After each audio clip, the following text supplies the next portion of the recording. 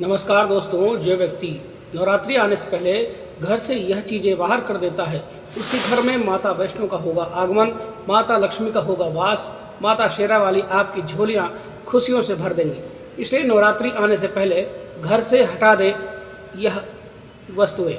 दोस्तों, आज हम कुछ ऐसे ही गलतियों के बारे में जानेंगे जो अगर आपके घर में भी होता है तो माता लक्ष्मी कभी नहीं करती हैं ऐसे घर में प्रवेश। फिर चाहे आप कितनी ही पूजा पाठ कर लें, माता लक्ष्मी ऐसे घर में कभी नहीं आती हैं। ऐसे घर से देवी देवता भी हमेशा रहते हैं नाराज। दोस्तों, पूरी जानकारी को देखने के लिए इस वीडियो को ज़रूर देखें। सच्ची श्रद्धा से कमेंट बॉक्स में जय माता लक्ष्मी ज़रूर लिखें। सबसे पहले नवरात्रि के पहले ही मंदिर की अच्छी तरीके से साफ सफाई कर लें। मंदिर के अंदर अगर पुरानी मालाएं, टूटी फूटी मूर्तियां, उसके साथ ही खाली माचिस के डिब्बे रखे हुए हैं तो उन्हें बाहर फेंक दें तथा खंडित मूर्ति को किसी नदी में प्रवाहित कर दें।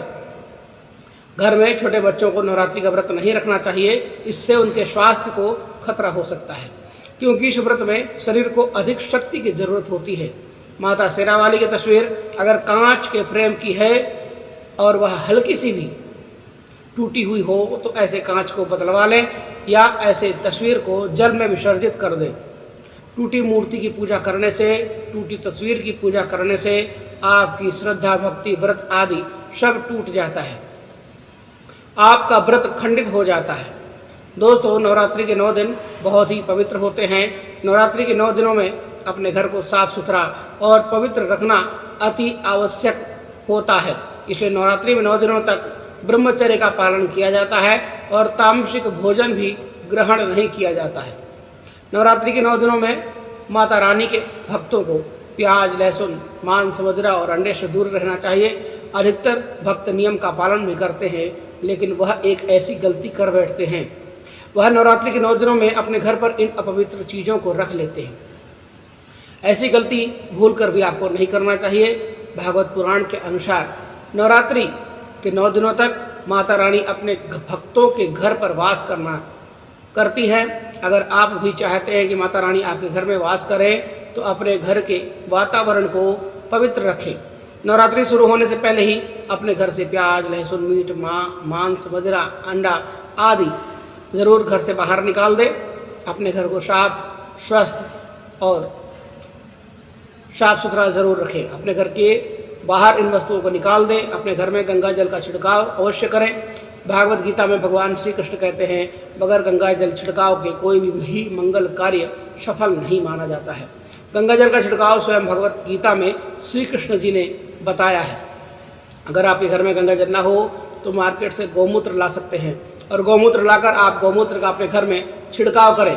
बस थोड़ा सा पानी में डाल लें, इससे आपका घर का वातावरण पवित्र हो जाएगा। घर में मौजूद नकारात्मक ऊर्जा भी नष्ट हो जाएगी और जिस घर में वातावरण पवित्र होता है और नकारात्मक ऊर्जा नहीं होती है, वहाँ माता रानी का वास सदैव होता है।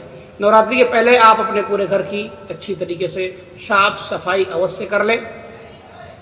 घर में जो भी फालतू का सामान है, फटे पुराने कपड़े हैं, उन्हें घर से बाहर निकाल दें। घर में बेकार पड़ा सामान नकारात्मक ऊर्जा लाता है, इसलिए गंदगी बिल्कुल भी ना करें। धूप दीप जलाकर वातावरण को स्वच्छ अवश्य रखें।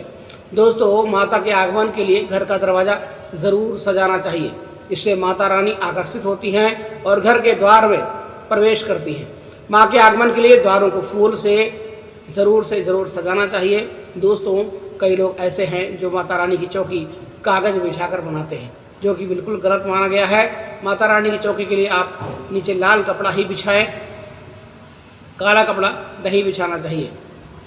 लाल कपड़ा बिछा करके माता रानी की चौकी स्थापित करना चाहिए। ध्यान रखें, कपड़ा नया होना चाहिए, फटा पुराना नहीं होना चाहिए। दोस्तों, अगर आपके घर में देवी देवताओं की खंडित मूर्ति, दिया या फटा हुआ चित्र अगर हो तो उसे किसी पवित्र नदी में विसर्जित अवश्य कर दें, क्योंकि ऐसी मूर्तियाँ और चित्र दुर्भाग्य लाते हैं। और देवी देवताओं की खंडित मूर्ति की पूजा बिल्कुल नहीं करनी चाहिए, ना ही उन्हें घर में रखना चाहिए, क्योंकि उन्हें घर में रखना बुरा माना जाता है। दोस्तों, वही अधिकतर लोग अपनी छत पर या घर के मुख्य दरवाजे के आसपास कबाड़ इकट्ठा कर देते हैं। ऐसा करना अशुभ माना जाता है। अगर आपने भी अपने घर के मुख्य द्वार पर या छत पर या फिर खास करके घर की उत्तर दिशा में कबाड़ इकट्ठा कर दिया है तो नवरात्रि शुरू होने से पहले ही उस कबाड़ को घर से अवश्य ही निकाल दें। दोस्तों, यदि आपके घर पर कोई भी बंद घड़ी है तो नवरात्रि से पहले या तो उस घड़ी को आप बनवा लें, अन्यथा उस घड़ी को घर से बाहर निकाल दें और नई घड़ी ले आएँ, उसकी मरम्मत करवा लें। अन्यथा घड़ी को प्रगति का प्रतीक माना जाता है। बंद घड़ी समय से पीछे चलने वाली हमारी प्रगति में बाधा डालती है, इसलिए नवरात्रि शुरू होने से पहले ही आप बंद घड़ी को घर से बाहर अवश्य निकाल दें। दोस्तों, अगर आपके घर के मंदिर में किसी भी तरह का कोई फालतू सामान रखा है, जैसे कि सड़े गले फूल, अगरबत्ती, धूप बत्ती के डब्बे, माचिस के डब्बे इत्यादि, कोई भी खाली पैकेट मंदिर में बिल्कुल भी ना रखें। कोई भी फटी पुरानी धार्मिक वस्तु या भगवान के कोई भी पुराने कपड़े जो फट गए हैं या मुकुटमाला जो खराब हो गए हैं, तो उन्हें आप जितना जल्दी हो सके अपने मंदिर से हटा दें। नवरात्रि से पहले आप अपने मंदिर की और अपने मंदिर के आसपास की साफ सफाई अवश्य ही करें, तभी माता रानी की चौकी स्थापित करें।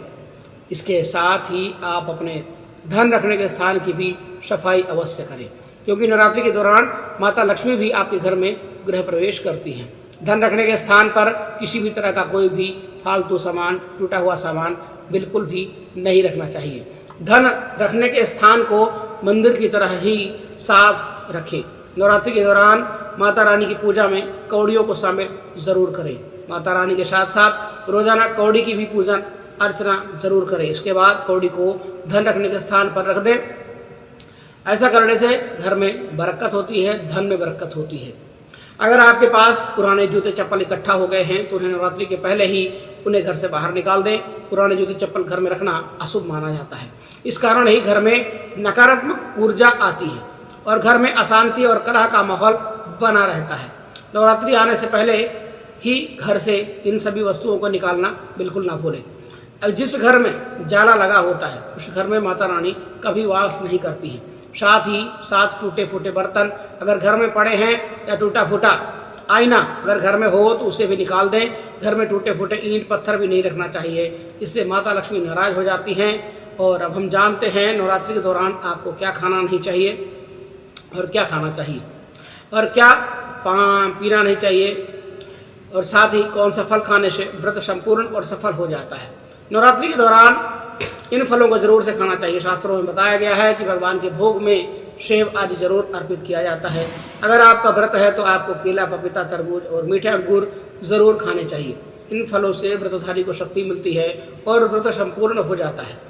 शास्त्रों में बताया गया है कि नवरात्रि के 9 दिनों में सीताफल का सेवन अवश्य करना चाहिए। सीताफल खाने से 10 ऐसी बीमारियां हैं जो खत्म हो जाती हैं। ऐसा माना जाता है कि नवरात्रि के 9 दिनों में सीताफल का घर में प्रवेश होना बहुत ही बड़ा शुभ माना गया है। सीताफल खाने से नवरात्रि का व्रत सफल हो जाता है, क्योंकि इसमें माता सीता का भी आशीर्वाद मिला हुआ होता है। नवरात्रि के दौरान सीताफल जो खाता है उसके दुखों का सामना नहीं करना पड़ता है। सीताफल आपको जरूर खाना चाहिए। दोस्तों, नवरात्रि के 9 दिन शक्ति माँ दुर्गा को समर्पित होते हैं। नवरात्रि के 9 दिन माता रानी के 9 अलग अलग स्वरूपों का पूजन अर्चन किया जाता है, ये तो आप सभी जानते हैं। नवरात्रि के 9 दिनों में माता रानी को अलग अलग स्वरूप के हिसाब से अलग अलग भोग अर्पित किए जाते हैं। लेकिन क्या आप जानते हैं ऐसी वस्तुएं हैं जिन्हें नवरात्रि के दौरान भूलकर भी माता रानी को अर्पित नहीं करना चाहिए। अगर इन वस्तुओं को आप गलती से भी माता रानी को अर्पित कर देते हैं तो आपको और आपके व्रत का, आपके पूजन का पूर्ण लाभ नहीं मिलता है। इसलिए माता रानी की कृपा प्राप्त करने के लिए आपको यह जानना अति आवश्यक है कि वह कौन सी ऐसी वस्तु है जो माता रानी के पूजन में भूलकर भी इस्तेमाल नहीं करना चाहिए। नवरात्रि के दौरान शादीशुदा महिलाओं को सफ़ेद कपड़े पहनकर पूजा पाठ नहीं करना चाहिए। साथ ही साथ काले कपड़े भी नहीं पहनना चाहिए, इससे पूजा व्रत आदि खंडित हो जाते हैं। माता रानी की चौकी जब आप लगाएं तो उसे नीचे कागज नहीं लगाना चाहिए। माता रानी की चौकी हमेशा लाल वस्त्र बिछाकर ही बनाना चाहिए। हमेशा याद रखें, नवरात्रों के इन 9 दिनों तक व्रतधारी को अपना आसन चौकी के आगे ही लगाना चाहिए और मंदिर को नवरात्रि के दौरान अकेला नहीं छोड़ा जाता है। यह बहुत ही अशुभ माना जाता है। इसे दुर्गा माता नाराज हो जाती हैं और हमेशा के लिए आपके घर से चली जाती हैं। तो दोस्तों यहाँ थी हमारी आज की वीडियो। कैसी लगी आप सभी को कमेंट करके ज़रूर बताइएगा। मिलते हैं एक नई वीडियो में एक नई जानकारी।